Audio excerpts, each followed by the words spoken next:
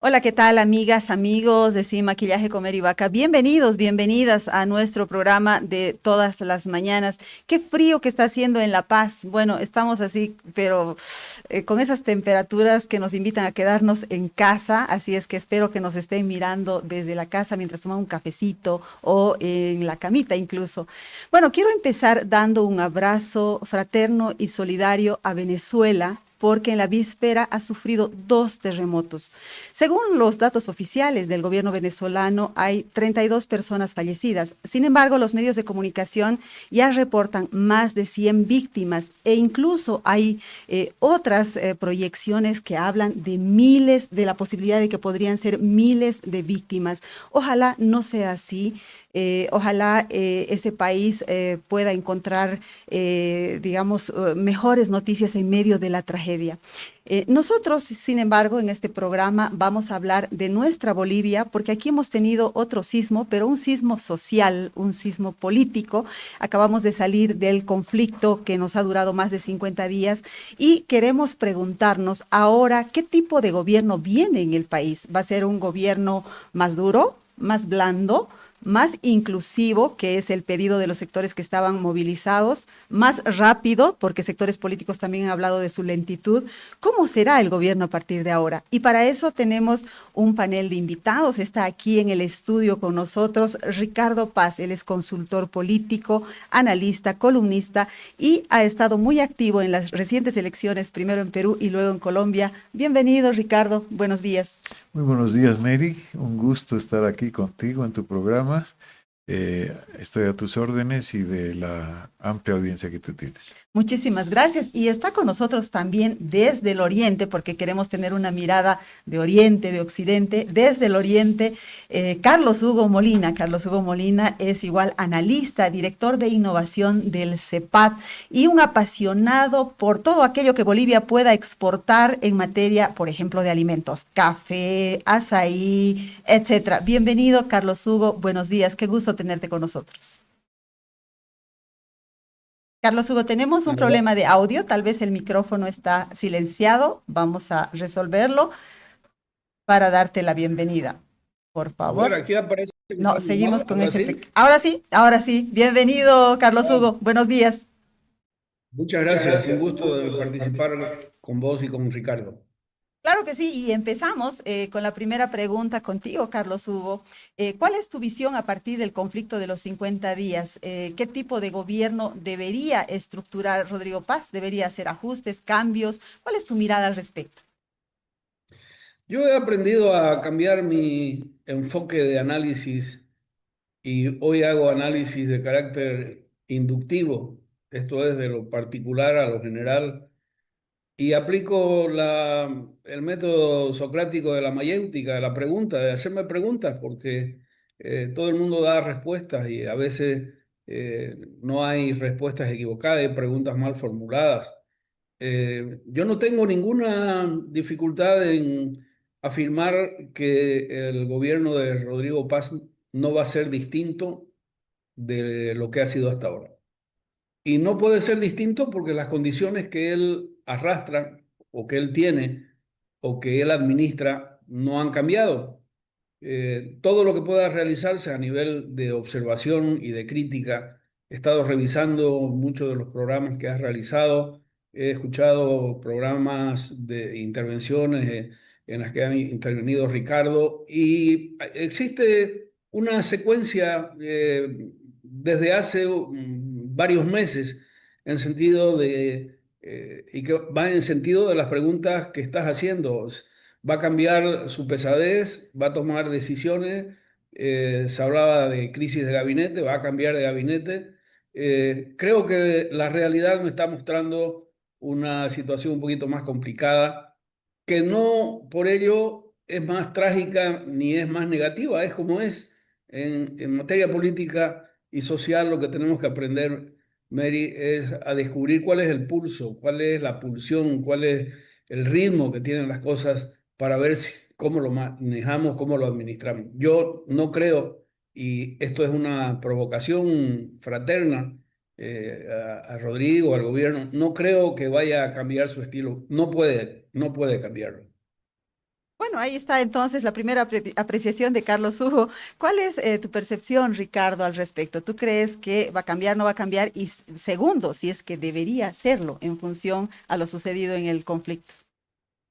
Un saludo muy, muy cálido para Carlos Hugo, que no lo veo hace tiempo. Eh, yo pienso, pues, como pensaba Albert Einstein sobre estos temas, ¿no? Decía, si tú quieres resultados diferentes, tienes que hacer las cosas de distinta manera, ¿no? Si haces siempre lo mismo, vas a obtener los mismos resultados. O sea que eh, yo creo que si el gobierno no cambia, si no hace las cosas diferentes, simplemente va a obtener los mismos resultados. Si siguiéramos la lógica de lo que nos está planteando Carlos Hugo, sería crónica de una muerte anunciada, ¿no? Estaríamos yendo hacia el fracaso, hacia el colapso absoluto, ¿no? No, yo creo que tiene una nueva oportunidad el gobierno. Yo creo que es un nuevo comienzo. Yo soy en ese sentido una especie de existencialista, ah, no optimista, ¿no? Yo pienso que cada día se puede empezar de nuevo, ¿no? Y que el gobierno tiene esta nueva oportunidad para reconocer errores, corregirlos, plantear las cosas de manera diferente. Lo que no hay duda es que si no cambia el gobierno, si no mejora su gestión política, no mejora su gestión económica, su gestión social, su gestión comunicacional, claro, con toda seguridad, en muy poco tiempo vamos a tener un tole-tole eh, mucho más profundo, más estructural que el que hemos tenido, que nos va a llevar a dar las vueltas en redondo que venimos dando vuelta los bolivianos desde hace muchos años. Ujú. Sin embargo, Carlos Hugo, frente a lo que dice Ricardo, Carlos Hugo ha hecho una columna recientemente hablando de lo positivo que pudo haber salido de este conflicto.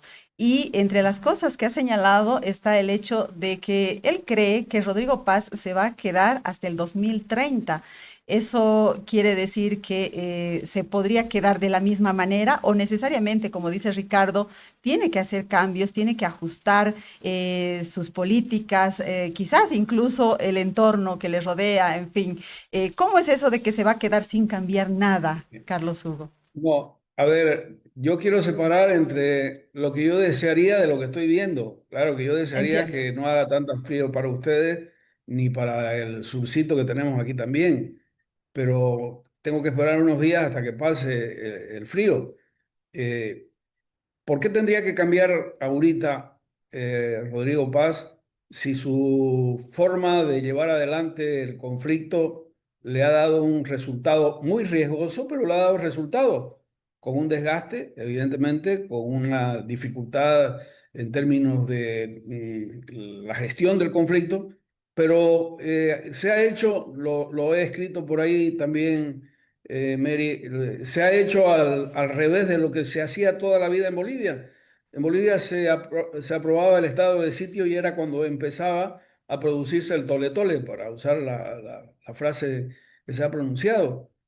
Aquí se ha aprobado el estado de sitio y ha empezado el proceso de que se ha ido suspendiendo progresivamente, negociando y sin la confrontación final que esperaban algunos, que era llenar de cadáveres de Oruro, de la Entre carretera de Oruro a La bolivianos. Paz.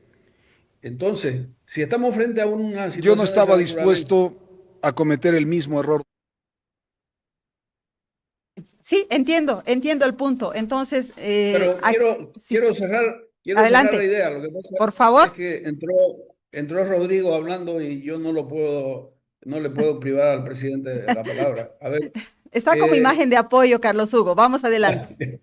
no hay problema. Entonces, yo tengo la sensación que no nos estamos haciendo las preguntas adecuadas y correctas, Mary, porque si es verdad que ladra como perro, muerde como perro, mueve la cola como perro, ¿qué animal es? Yo voy a tener dos dudas nada más, si es hembra es macho y qué raza tiene el canino, porque estamos frente a un canino. Aquí hay una repetición de conductas en Bolivia, en todos lados, y estamos tratando de encontrarle respuestas adecuadas a nuestro enfoque, a nuestra necesidad, a nuestra creencia, un poco como la historia esta del zapato que tiene que hacerle a, ¿cómo se llamaba el cuento este que nos contaban cuando éramos chicos? El zapato de Cenicienta. Estamos queriendo que el zapato entre y el zapato no entra. Y eso me obliga a entender o a plantearme otras preguntas. Los bolivianos estamos muy incómodos entre los bolivianos en este momento, rotundamente incómodos. Cuando yo escucho a los Malcus decir, porque vamos a ir a quitarle la tierra y los vamos a sacar a los croatas y a los invasores, ¿qué es lo que me están diciendo? ¿Qué es lo que yo tengo que entender? ¿Hasta cuándo yo tengo que entender que la realidad se ha modificado, ha cambiado y que son otras las reglas del juego? ¿Hasta cuándo yo tengo que entender? Me muevo con cifras y con datos, Mary. Resulta que si lo pongo esto en contexto y doy estos datos y me callo. A ver, desde el punto de vista de la salud, la Organización Mundial de la Salud establece que para que haya una salud completa y de calidad se necesitan entre 30 a 35 profesionales sanitarios, médicos, enfermeras y matrones por cada 10.000 habitantes. Bolivia no llega a 16, o sea, estamos por la mitad.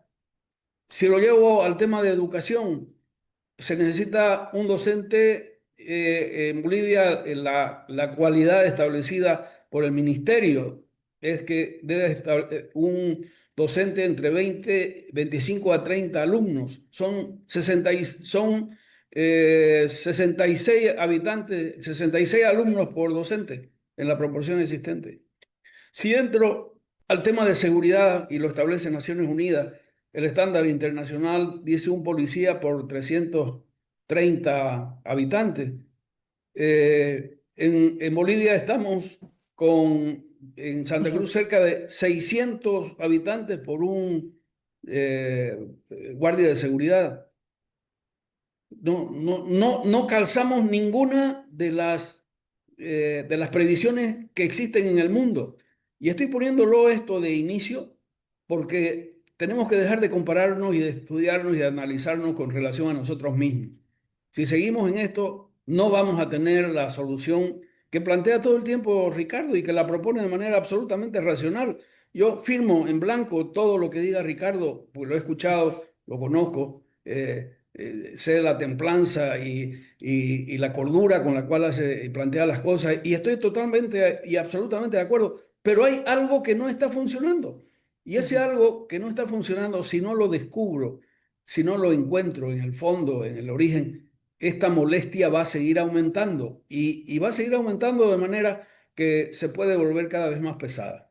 Bueno, quizás Ricardo nos podría decir, según su percepción, qué es lo que no está funcionando, porque él nos ha hablado de corregir errores hacia adelante, ¿verdad? Así es. Bueno, a ver, primero, no hay que confundir la gestión del conflicto, ¿no? Del momento crítico, de la gestión de la política pública, ¿no? Los errores que cometió el gobierno son en la gestión de la política pública, terribles errores, ¿no?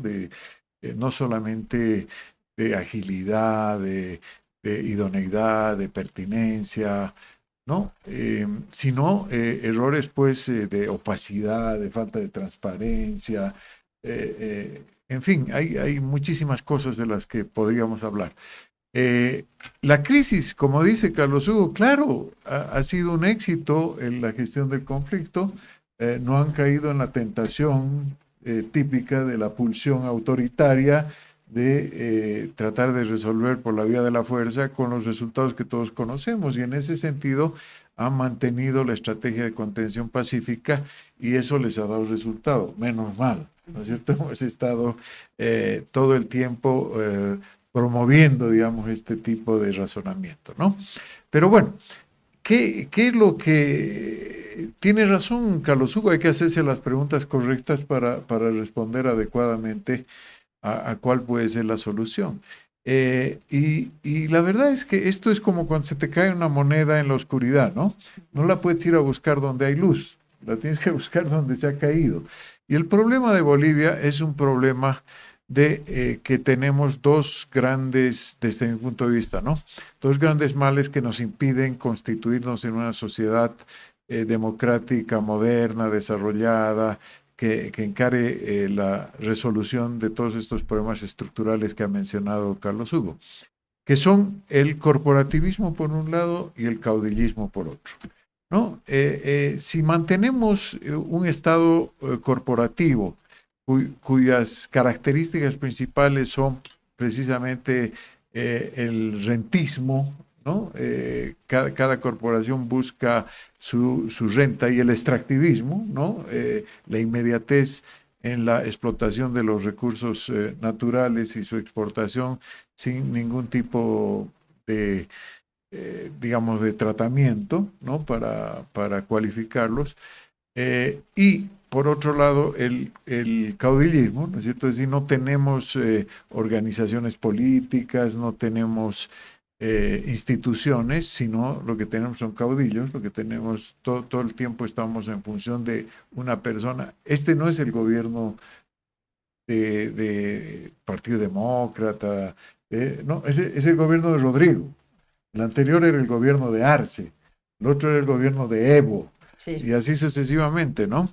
Entonces, mientras no haya institucionalidad, mientras no gobiernen las instituciones, mientras no impere la ley, no es posible, no hay manera, o sea, no, por lo menos no se ha descubierto una forma en el mundo de gestionar la política, la economía, la sociedad de una manera adecuada, de una manera positiva, que no sea a través de las instituciones, ¿no? Entonces, nuestra gran tarea es la institucionalidad.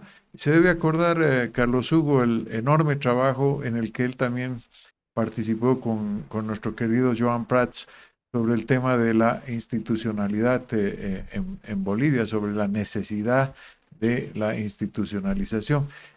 Carlos Hugo, lo que era un problema y hace 25, 30 años, sigue siendo el mismo problema hoy día, ¿no? Y tenemos que encararlo desde ese punto de vista, creo yo. Bueno, sí, si adelante, Carlos Hugo. Quiero aprovechar porque efectivamente, si te recordás de Joan, él tenía una frase magistral para Bolivia. Él decía, es más fácil salir del error que de la confusión, cuando se refería a Bolivia. Y lo hacía como parte de una reflexión en el que el Estado, la sociedad boliviana adolecía y cometía ciertas prácticas que no eran reconocidas y aceptadas como parte de las reglas del juego, y por eso seguíamos adelante.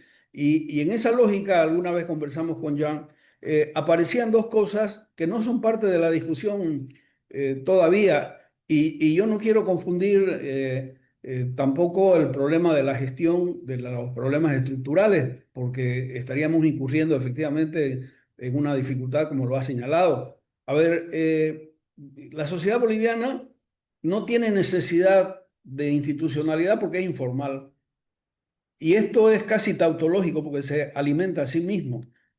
Si fuera formal, y voy a repetir los datos iniciales, el Estado tendría que resolver los problemas de la salud, de la educación y de la seguridad. Estoy señalando tres, el Estado a través del gobierno, tres elementos que no los cubre, no los puede cubrir y no los va a cubrir porque no hay recursos económicos. Y por eso la gente se busca la respuesta. No se está muriendo por falta de salud, ni durante la pandemia murió en índices y en proporciones mayores a lo que ocurrió en otros lugares. Si yo convierto el presupuesto general de la nación en recursos destinados a la salud, que dice la Organización Mundial de la Salud, son $260 por habitante para estados de desarrollo medio como el nuestro. Solo alcanza el presupuesto, Mary y Ricardo, para el 48% de la población, y el otro 52%, ¿qué hace? Va a Mano Santa, se compra pócima de aceite de víbora, se compra ungüento para curarse, porque no se está muriendo. Otro tema, los índices de nutrición infantil en áreas rurales bolivianas, yo cada vez que doy este dato, me abren los ojos el que lo escucha así desmesurado. Los índices de nutrición infantil en áreas rurales bolivianas son menores a los índices de nutrición infantil en áreas rurales argentinas y uruguayas. Y hay una razón técnica para eso. El modo de producción boliviano es familiar, es comunitario, es local. No hay hambre en Bolivia, no existe el hambre. Todo el mundo produce algo. y lo trueca. Las grandes ciudades ya estamos viendo, pero son por situaciones extremas. Normalmente no. Entonces, si el tema de hambre, si el tema de salud, si el tema de educación, me lo estoy resolviendo y todos reconocemos que el 85% del comercio, de la actividad comercial, de la actividad económica es informal y la central obrera asume el papel que está asumiendo de ser el controlador de la vida. Aquí hay una serie de situaciones que debiéramos plantearnos, dejar de mentirnos, porque si no, y vuelvo a Joan y gracias por el recuerdo, porque efectivamente nos ayudó muchísimo. ¿Para qué? ¿Cómo voy a salir yo de una situación en la que lo que tengo delante es una confusión? Y aquí viene la aplicación de Diógenes, el cinismo, no como pecado ni como delito, sino como elemento de análisis. En este país a la gente no le interesa salir de la informalidad, no le interesa porque vive gracias a ella y porque si no viviera en la informalidad no tendría la respuesta que el Estado no le puede dar. Estoy partiendo, dándome un paso atrás, Ricardo, para decir, a ver, y por eso he empezado hasta con una afirmación cínica. Yo soy un optimista irredento como vos, pesando tierra, porque voy por todo el país. Me ha seguido Mary en algunos casos. Voy por todo el país, lo he recorrido de nuevo, de Cobija a Yacuibe, de Puerto Suárez a Tiahuanaco. Y la gente vive, trabaja, desarrolla su actividad sin importarle lo que pasa en la Plaza Murillo. Tengo la impresión de que tengo la impresión de que hemos... esta frase. En Tarija dicen, si no me va a ayudar, que no perjudique. No me perjudique. Exactamente. Bueno, la verdad es que tengo la impresión de que hemos entrado demasiado rápido en los temas estructurales, porque claro, Ricardo dice, aquí es un problema de institucionalidad. Evidentemente, ese es un problema, aunque Carlos Hugo dice que para la gente no es importante, que igual produce, igual vive, igual resuelve sus problemas. Sin embargo, hay cosas mucho más inmediatas antes que hablar de institucionalidad, de esos cambios o de modelo de desarrollo, digamos, ¿no? Evidentemente va a ser parte de la discusión, pero me parece que antes deberíamos escucharlo al presidente Rodrigo Paz, que ayer en un acto de la policía ha dicho que va a ser duro y fuerte. A ver, veamos por favor al presidente en ese video. Y en estos 50 años tiene, 50 días tiene que haber responsables que ante la justicia, a través de nuestro Ministerio Público, con la colaboración del Gobierno Nacional y la familia boliviana, tengamos que ponerlos en el justo lugar donde deben estar, que es la cárcel, por el incumplimiento y el daño que le hicieron a la sociedad. El que quiera dialogar, el que quiera progresar, el que quiera generar soluciones a través de los escenarios que la Constitución nos ampara, así como un parlamento, así como el espacio del Ejecutivo u cualquier otro espacio de diálogo, siempre estará el gobierno a la orden. Pero el que ha hecho daño, nosotros como gobierno hemos propuesto generar un gran acuerdo nacional, porque no se puede volver a repetir el ejercicio de 20 años ideologizados para hacerle daño al pueblo. La patria es una sola. Y acuérdense lo que está diciendo este presidente hoy en día.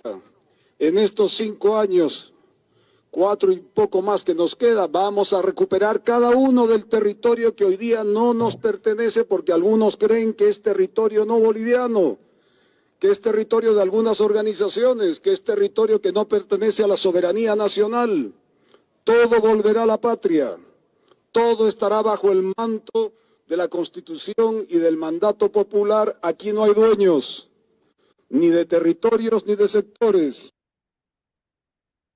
Rodrigo Paz prometiendo cárcel para los causantes del desastre de los 50 días de bloqueo y segundo, recuperación de territorios en clara alusión al Chapare, donde está parapetado Evo Morales. Mi pregunta es si es que podrá hacerlo, si tiene el poder, la musculatura y si le conviene hacerlo, Ricardo.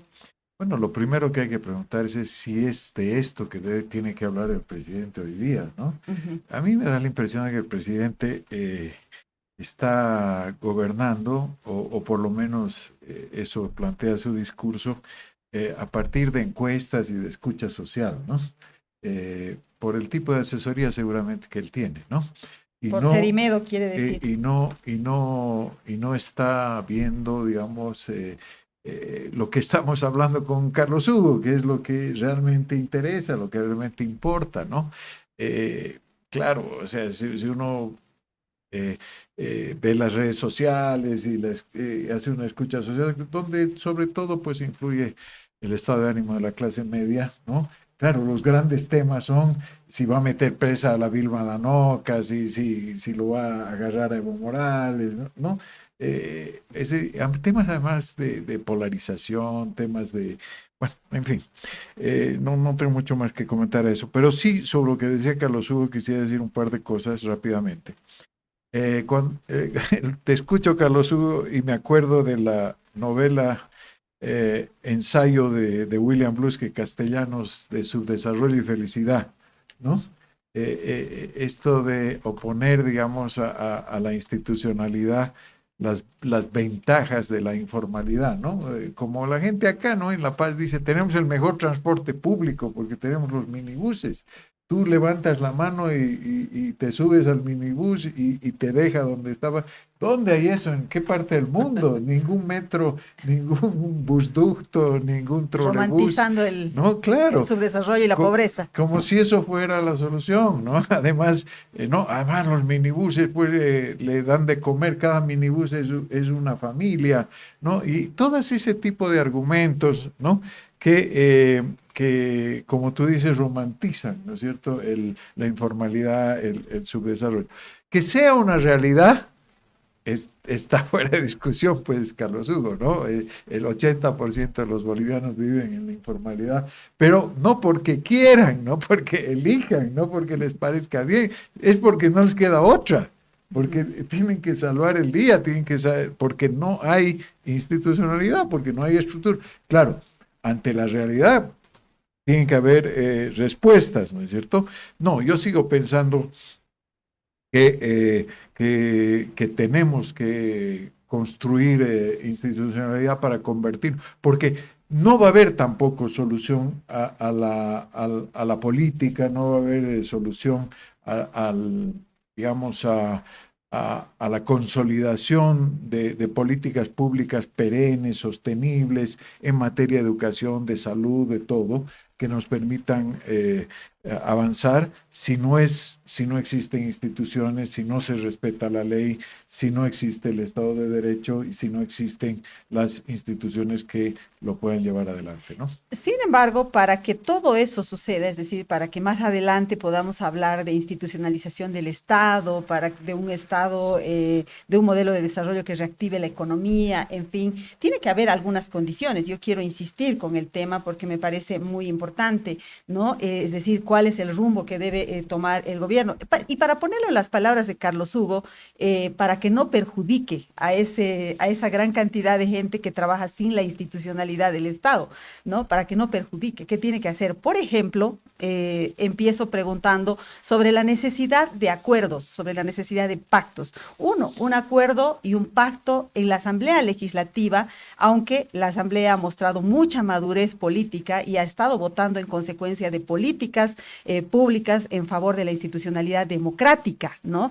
Pero hace falta ese acuerdo, digamos que explícito con los partidos, pero las condiciones parece que no están dadas. Lo he visto a Samuel Doria Medina y a Tuto Quiroga, a los dos durísimos en contra del gobierno, parecen los más duros, tan radicales como Evo Morales o cualquier otro opositor en contra de Rodrigo Paz. Y el segundo es el pacto social, el acuerdo. Hace falta un pacto social para que estos sectores no vuelvan a protestar, para que dejen gobernar. Carlos Hugo, por favor, voy contigo con esta insistencia, si me permites. Yo voy a seguir cumpliendo mi labor de abogado del diablo. Quiero incomodarlos fraternalmente y interpelar a los que nos están escuchando, porque la lista de lo que debe hacerse está escrita y dicha absolutamente por todos los que analizamos y analizan la situación boliviana.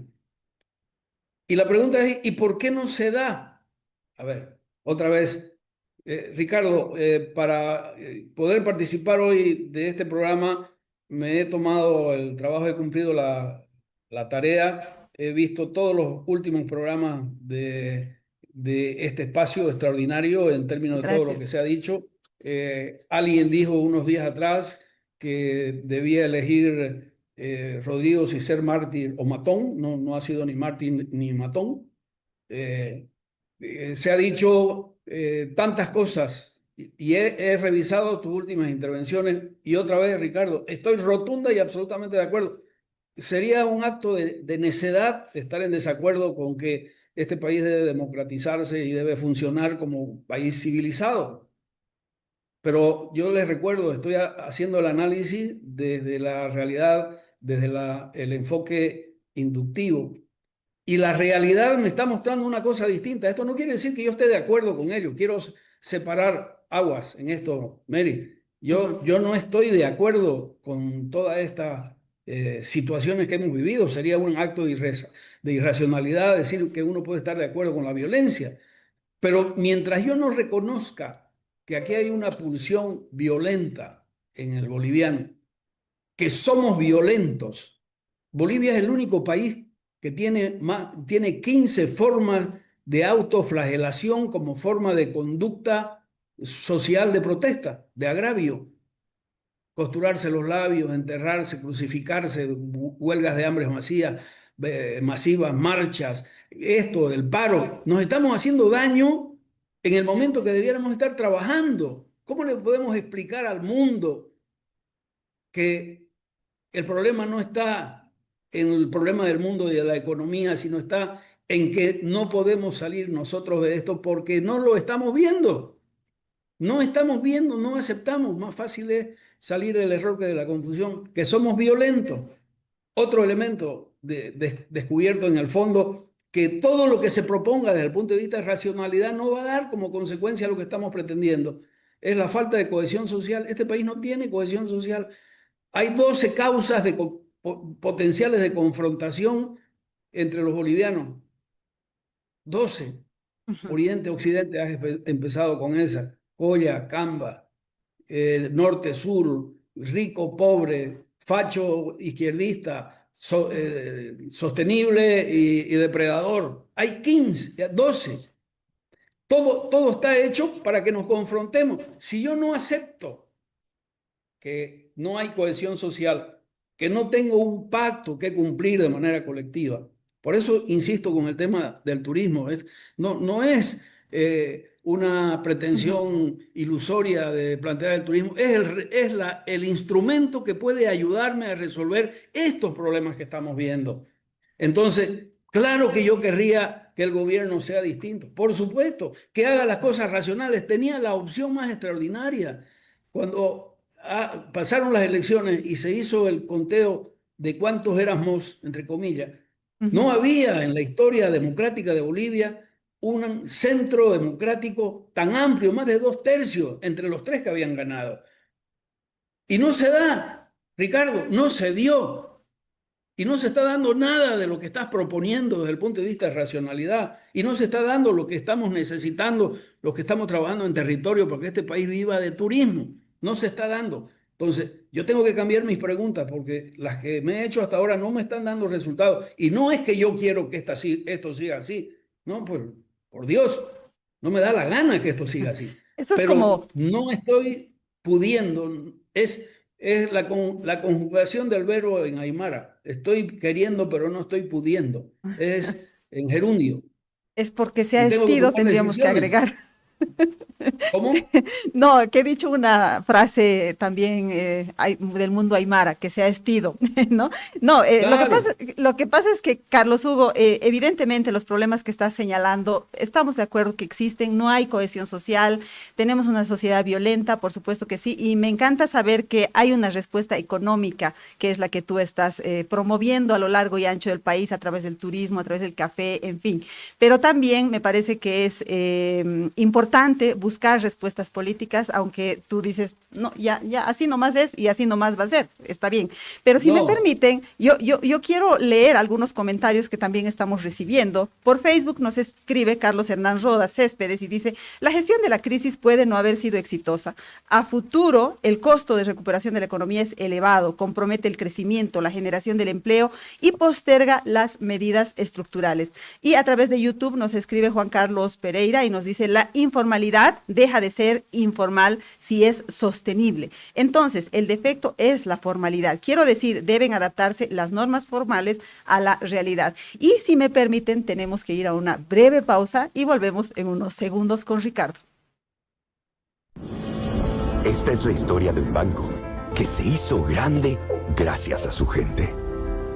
Es la historia de don Julio, que cada mañana convierte esfuerzo en trabajo. De Teresa, que todos los días apuesta por un mañana mejor. De Juan, que no descansa para que la gente avance. De doña María, que cocina con las manos y sueña con el corazón. De Pedro y Alicia, que encontraron el lugar donde empieza su historia. Es la historia de doña Naira, que convirtió constancia en oportunidades. De Ernesto, que sabe que cada semilla es futuro. Es la historia de los que hacen, creen y sueñan.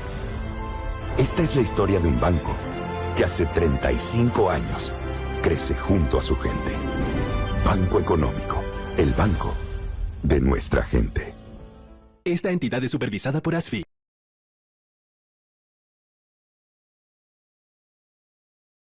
Bueno, estamos de regreso, muy interesante la discusión, dos miradas, una de Occidente o una de Oriente, una desde el punto de vista político y otra desde el punto de vista de la sociedad y de la economía. Quiero ir ahora con Ricardo Paz, porque yo he lanzado una pregunta que quisiera que alguien me la responda. Adelante, Ricardo. A ver, el diagnóstico es correcto, ¿no? Y es, como decías tú, casi obvio, ¿no? Todas nuestras falencias, deficiencias, en fin, se ha trabajado mucho sobre esto. Pero yo insisto en la figura esta de la moneda que cayó en la oscuridad, ¿no? La vamos a encontrar ahí en la oscuridad. No la encontramos porque no alumbramos, pero no la vamos a encontrar en otro lado. Es decir, no vamos a ir a buscar. No, hay luz allá a 10 metros, ahí debe estar la moneda. No está ahí la moneda. Hay que traer la luz acá para encontrar la moneda, no al revés, ¿no? Entonces, yo insisto en que todos estos problemas, es verdad lo que dice Carlos Hugo, ahí Lebón nos podría ayudar un poquito con psicología social para entender este masoquismo social que nos caracteriza a los bolivianos. Bueno, pero ese es, digamos, un tema que lo podemos dejar para otro rato para analizar, ¿no? Pero lo que es evidente es que estamos en una situación concreta, en un momento concreto, al que hay que darle soluciones, lo que tú estás reclamando, ¿no? El presidente ha planteado algo, ha dicho, después de responder al estímulo de la escucha social y de las encuestas, ¿no es cierto?, de esos temitas que le dicen que la gente quiere escuchar, después ha planteado una cosa sustantiva desde mi punto de vista muy importante, que es el tema del acuerdo nacional.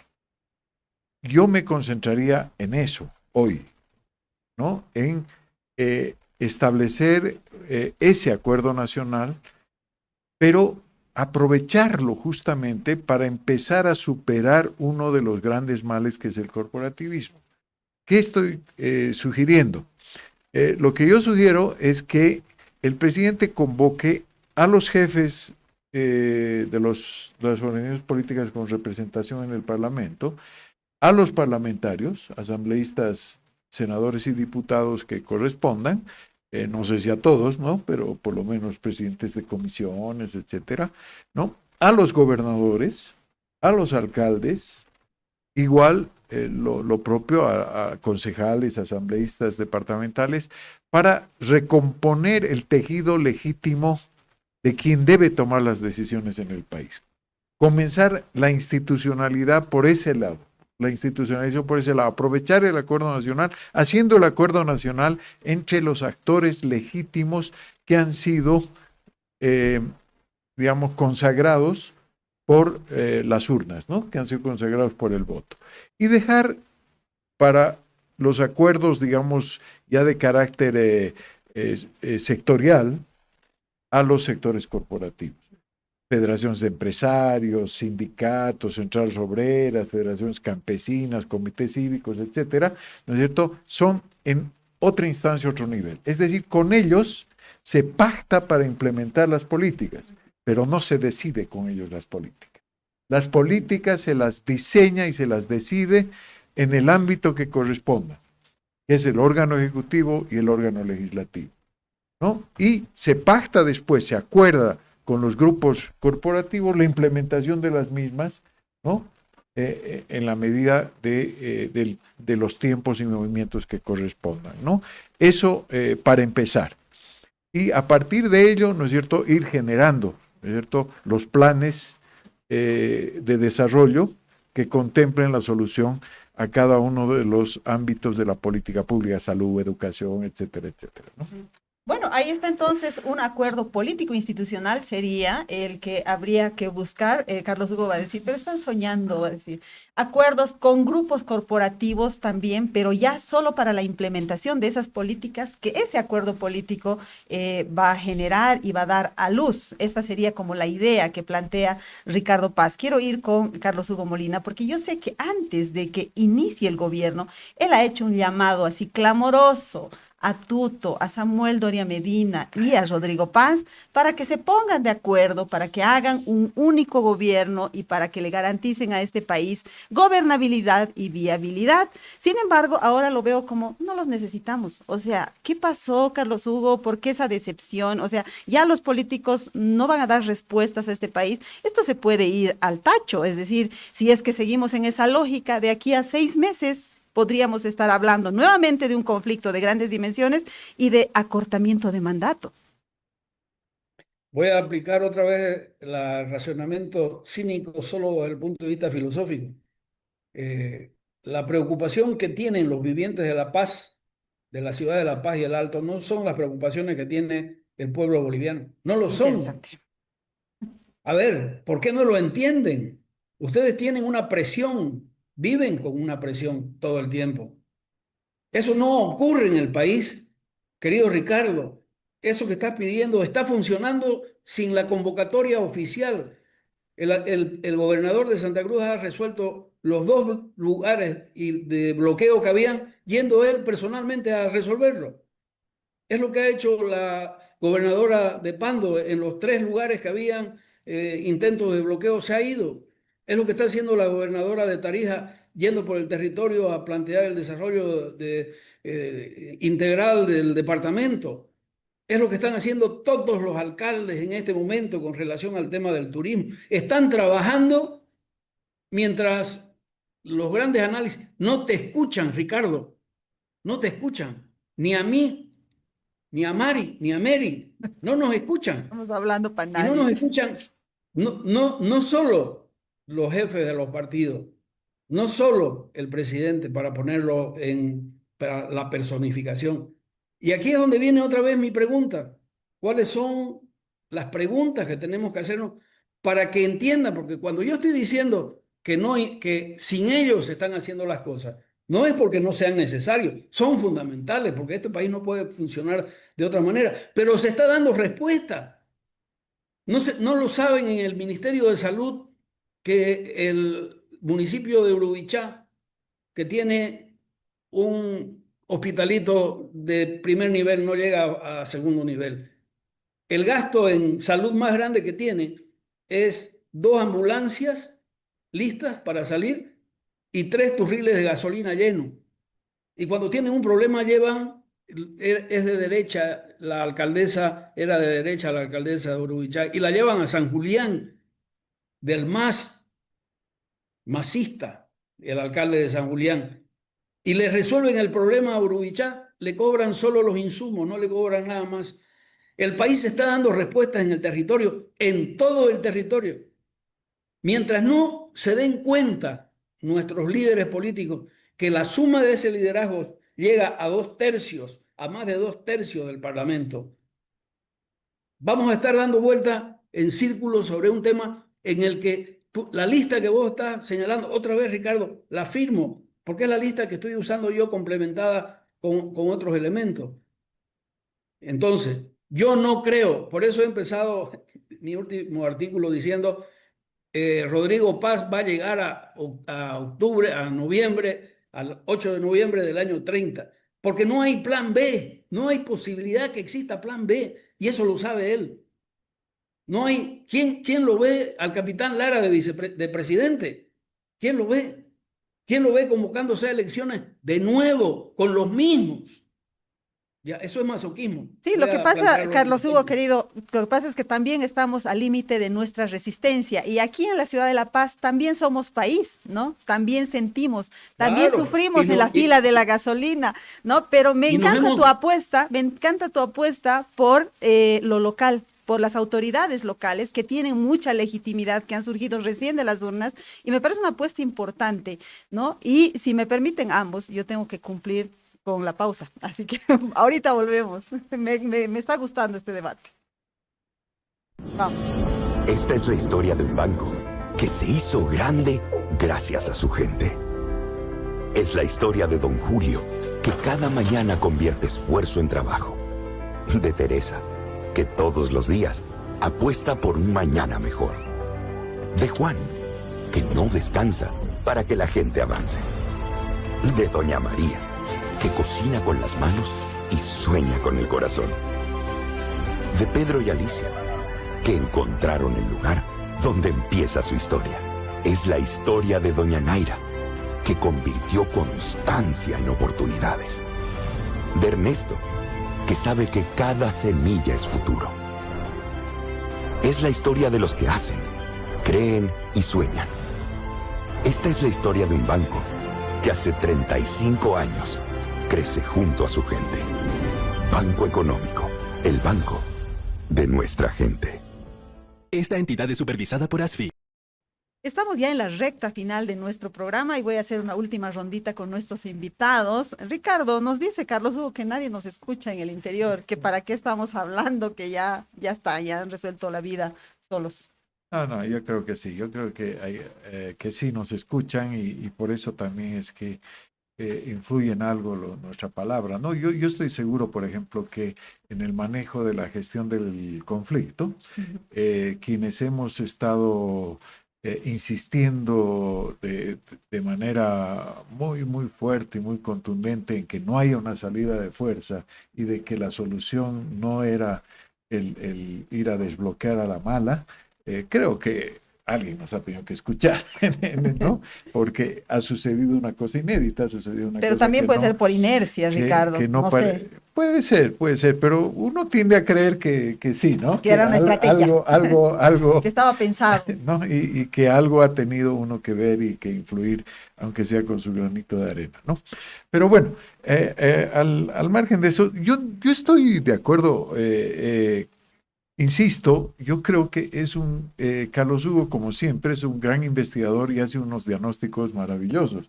O sea, este tema del que habló de la autogestión que hay en todo lado es pues una evidencia, ¿no? Gracias a eso sobrevive el país, sin duda alguna, ¿no? Efectivamente, además, Bolivia es cada vez más un país autonómico, ¿no?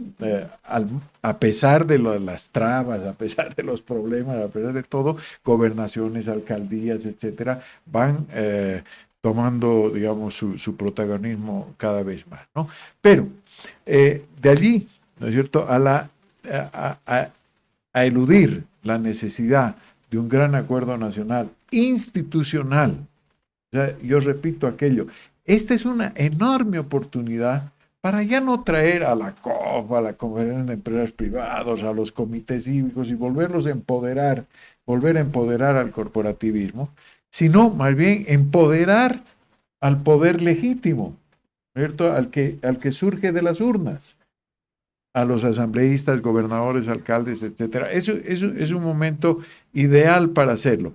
Y, por si acaso, Carlos Hugo, no hay un plan B, hay plan B, plan C, plan D, plan F, plan Z, ¿no es cierto? Aquí las ambiciones de la gente descolocada, ¿no es cierto?, de la política, están a flor de piel todo el tiempo, ¿no es cierto? Es decir, tú dices, no, ¿quién ve al capitán Lara? Uy, Dios mío, un montón de gente ve al capitán Lara con posibilidades de tomar la ¿Por qué es así? Porque vivimos, como tú has dicho, el día a día, ¿no es cierto? Y líderes políticos que ya no debían haber sido candidatos, ya les dijimos en la anterior elección que no debían dar lugar a la renovación generacional. Entonces, ¿van a insistir? Claro que van a insistir, ¿no? En Santa Cruz, ¿por qué están funcionando bien las cosas? Porque hay renovación generacional. Hay renovación generacional en la gobernación, hay renovación generacional en la alcaldía, en las alcaldías del resto de las provincias.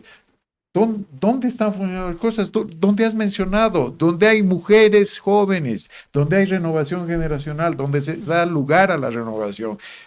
En algún momento, yo creo que ahora sí, porque ha sido el último ensayo-error que hemos tenido en la última elección, pero lo que venga de aquí en adelante es imparable. La renovación generacional, ¿no es cierto? Y la institucionalidad se van a abrir paso en Bolivia. Bueno, y ahora quiero, para seguir con estas ideas que ha planteado Carlos Hugo, porque no quiero insistirle en llevarle a un terreno donde él no quiere estar, que es en el tema político, en el tema de la institucionalidad, en fin, quiero preguntarle, ¿qué podría hacer el Estado para que ese país siga funcionando como lo está haciendo desde el interior, desde las ciudades intermedias, desde los municipios, en fin? El gobierno habla de un paquete de leyes de inversión, por ejemplo, minería, hidrocarburos, electricidad, etcétera. ¿Es esa la agenda o definitivamente ni siquiera eso importa y que más bien habría una agenda mucho más enfocada en lo local? Quiero corregirte fraternalmente, querida Mary, porque si ha habido entre los tres alguien que ha reivindicado precisamente lo que estás extrañando soy yo, porque Yo lo que estoy sé. planteando es decir, si no lo reconocemos, todo lo que planteemos no va a dar resultado, porque la evidencia me lo está demostrando. Me ha demostrado que todo esto que estamos viendo, Ricardo, esta necesidad de pacto, quiero darte una buena noticia. Ya se han realizado 2 encuentros de los que has señalado. El presidente se ha reunido 2 veces con gobernadores y alcaldes, 2 veces, no una. Y no hay agenda. ¿Por qué? Porque están viendo 2 países, muchos países, voy a abrir la baraja. Hay muchos países aquí que no están siendo vistos, que no están siendo entendidos, que el cambio que se ha producido en Bolivia es mayor de lo que estamos entendiendo. En 35 ciudades mayores de 50.000 habitantes vivimos el 80% de la población. En este momento el 80% de la población vive en área urbana. Resulta que de esos 35, 21 son las 3 regiones metropolitanas. Quedan 6 capitales de departamentos fuera del eje central y 8 ciudades que se han hecho dibujando libremente su desarrollo. No hay una política pública. No existe una definición de acción. Ese es Yacuiba, ese es San Ignacio de Velasco, eso es Riberalta, eso es Caranavi. ¿Por qué se han hecho estas ciudades? ¿Por qué se han hecho estos polos de desarrollo sin que el Estado intervenga? Porque el Estado no entiende y los políticos tienen dificultad, van y discursean, pero no hablan y viven con la gente. Entonces, esto que estás diciendo, Mary, y esto que estás diciendo, Ricardo, ya está en marcha, ya está en marcha. El proceso de reforma del Estado está en marcha. Y la propuesta de 50 y 50 va a terminar en propuesta federal, porque es lo que va a quedar como opción de desarrollo, y quienes van a demandar el proceso federal real no va a ser Santa Cruz, no necesita Santa Cruz del federalismo, lo necesita Potosí, Oruro y Chuquisaca, que si no van a desaparecer, se van a venir a celebrar sus fiestas patronales al departamento de Santa Cruz, al Cambódromo. ¿Cómo está esto? Entonces, estos 2 países, Mary, son lo que has estado entrevistando, lo que están dando luces sobre una realidad que no estamos viendo todavía y que nos hace muy bien insistir. Yo he cumplido una labor un poquito incómoda hoy día, pero me alegro de haberlo hecho.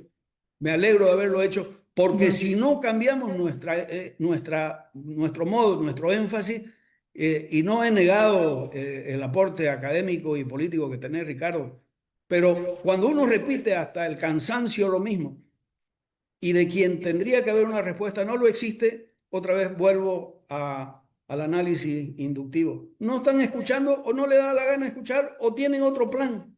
Ujú. Carlos Hugo, tengo que terminar el programa porque enseguida viene Brújula Streaming con Raúl Peñaranda y Diego Ayo, pero te agradezco profundamente por haber buscado los datos, haberte venido armado a esta discusión con una nueva visión, con esa visión desde el otro lado del país que nos desafía a quienes vivimos aquí en La Paz. Muchas gracias, Carlos Hugo. Solo una precisión más. Has hablado de Oriente y Occidente. Si Ricardo estuviera en Santa Cruz y yo estuviera en La Paz, el enfoque sería exactamente el mismo porque tenemos Entiendo. una visión nacional. Esta es una riqueza, esa es una posibilidad que está demostrada en todo el proceso de trabajo de vida que llevamos adelante, ¿no? Muchas gracias, Carlos Hugo, un abrazo. Y gracias, Ricardo, también por habernos traído esa mirada política institucional del país. No, el agradecido soy yo, Mary, y especialmente en esta oportunidad por haberme dado la oportunidad de conversar después de tanto tiempo con este amigo tan querido como es Carlos Hugo y con una periodista tan profesional como tú. Muchísimas gracias. Gracias, Ricardo. Amigas, amigos de Sin Maquillaje con Mary Vaca, hasta aquí llega nuestro programa. Les agradecemos por habernos seguido. No se olviden suscribirse a nuestro canal de YouTube para que tengan acceso a todo nuestro contenido ahí juntito. Y enseguida les decía, viene Diego Ayo y Raúl Peñaranda con Brújula Streaming. Gracias también a nuestro equipo técnico. Nos encontramos mañana con nuestro viernes de podcast. No se olviden de eso. Chao, chao.